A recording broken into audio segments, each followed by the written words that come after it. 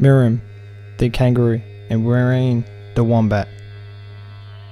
Long ago, Mirram and Warreen were best of friends. They lived in the southern plains of New South Wales.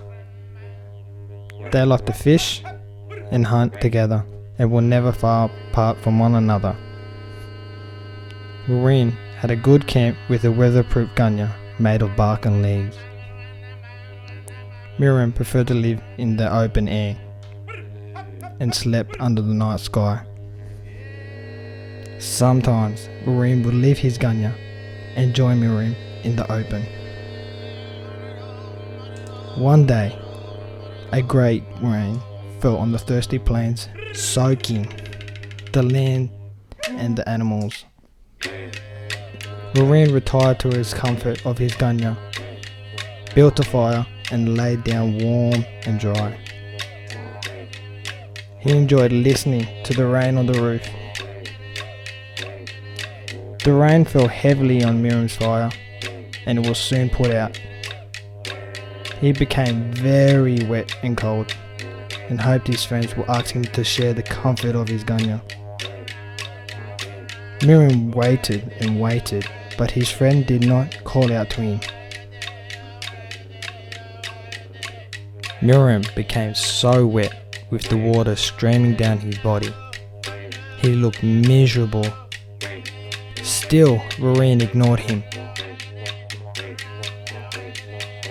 Mirram walked over to Warreen and asked him if he could come in and sit in the corner of his gunya. Warreen said no.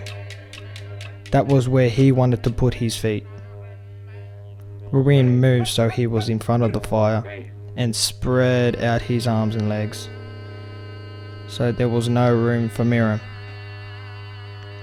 Mirram was so angry that he went off to search for a large stone.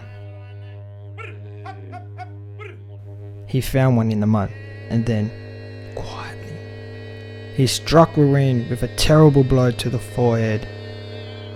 Warreen screamed in pain and couldn't believe his friend has done this to him.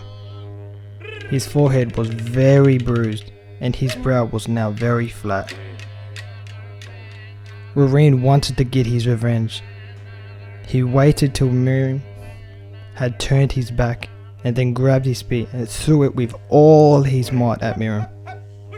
The spear flew through the air and struck Mirram at the base of his tailbone. Mirram leaped high in the air with fright and pain. The spear stuck fast, and no matter how hard Mirram tried, he could not pull out the spear. Warreen said to Mirram, "The spear will forever stick there and will be your tail. You will have to use it when you run and jump. Never will you sleep in gunya again."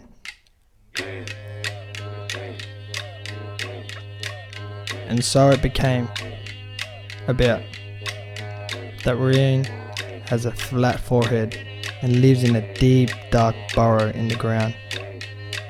Mirram has a great tail which helps him to run and jump fast. Now he always lives in open spaces, sleeping beneath the stars with no roof to shelter him.